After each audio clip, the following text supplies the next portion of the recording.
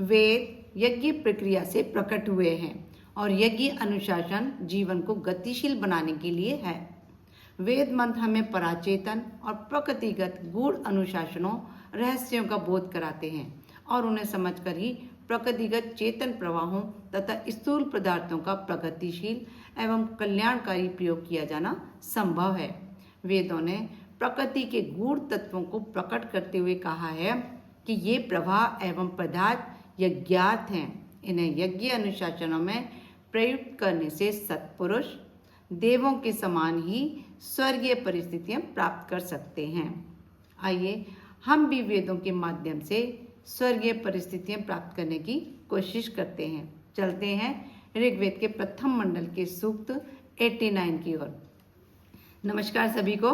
यदि आपको लगता है कि वेदों का ज्ञान प्राप्त करना हमारे लिए जरूरी है और ज्ञानवर्धक भी है, तो मेरे इस पारस बुद्धि चैनल को अवश्य सब्सक्राइब कीजिए, साथ ही बेल आइकन भी दबाइए ताकि रोज आने वाली वीडियो आपको जल्दी से जल्दी मिलती रहे, क्योंकि मैं डेली एक वीडियो डालती हूँ।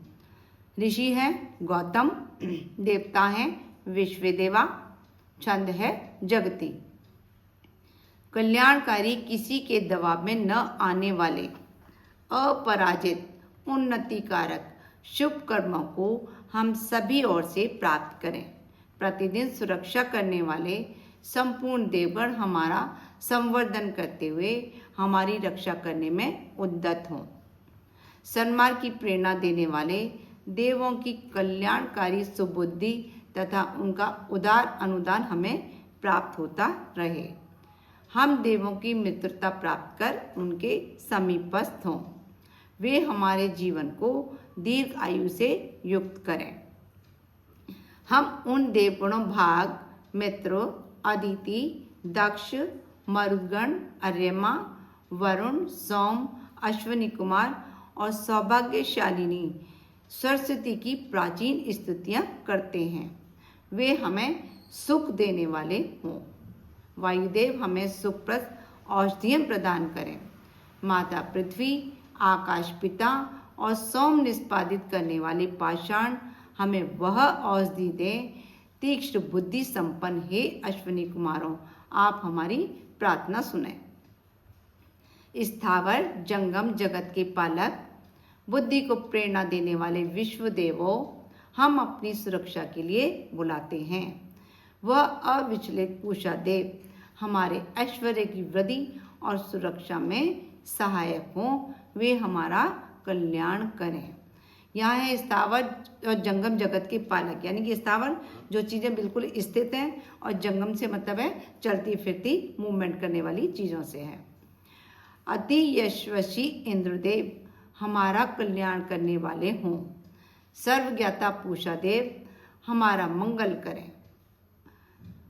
गरुण हमारे हितकारक हों।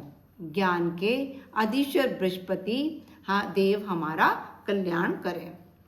बिंदुवत चिन्ह वाले चितकबरे अक्षों से युक्त भूमिपुत्र, शुभकर्मा, युद्धों में गमनशील, अग्नि की ज्वाला के समान तेज संपन्न, मननशील ज्ञान संपन्न मरुदगण अपनी रक्षण सामर्थ्य से युक्त होकर यहाँ पर आए।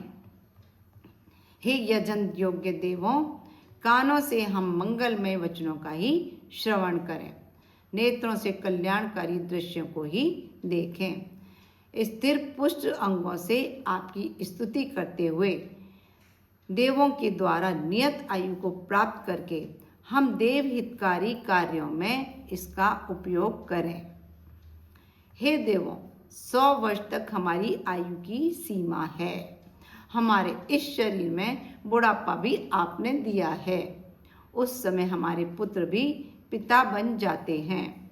अतः हमारी आयु मध्य में ही टूट न जाए, ऐसा प्रयत्न करें।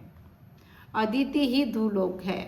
अंतरिक्ष, माता पिता, पुत्र, संपूर्ण देवगण, ब्राह्मण, क्षत्रिय, वैश्य, शूद्र और निषाद, नव उत्पन्न और भावी आगे उत्पन्न होने वाले जो भी हैं, वे अदिति के ही रूप हैं।